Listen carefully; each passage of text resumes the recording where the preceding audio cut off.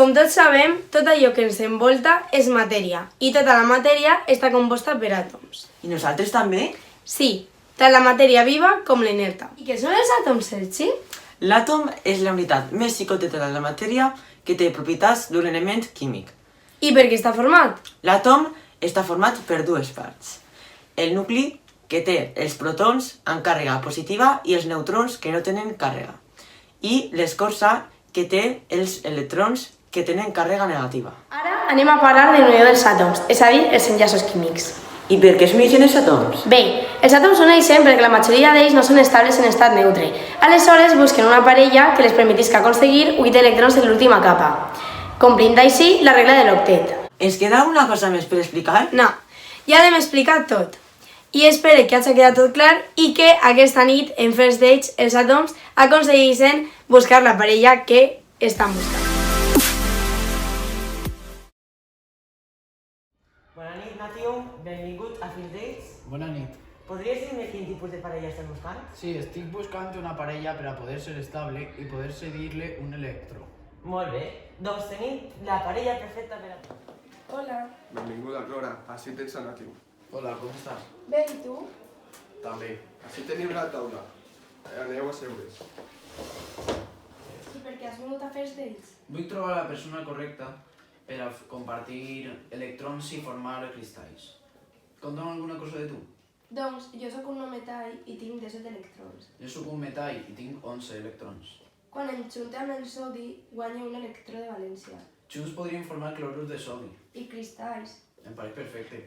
Una vegada junts es podrem dissoldre en l'aigua. I tindríem punts de fusió i ebullició molt alts. L'enllaç iònic s'uneix un àtom d'un element metàl·lic amb un altre de no metàl·lic. En aquest exemple, el sodi metall perd l'únic electró de valència que té, convertint-se en un ió positiu, i el clor no metàl·lic agafa aquest electró transformant-se en un ió negatiu. L'atracció elèctrica entre ions de diferent signe forma l'enllaç. Hola, bonica. Com te diu ell?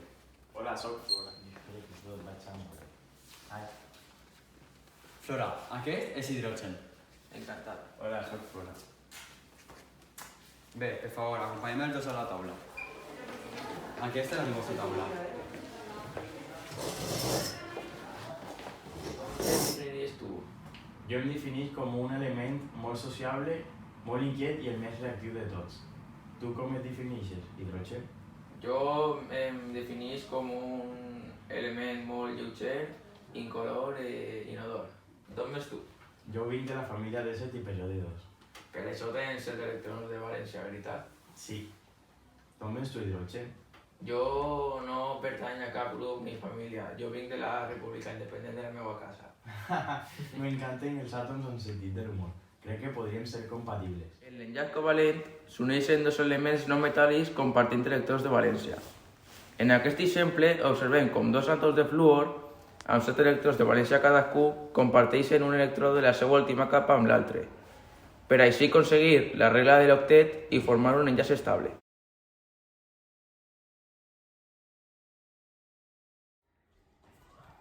Bona nit, Fernando. Bona nit, Lídia.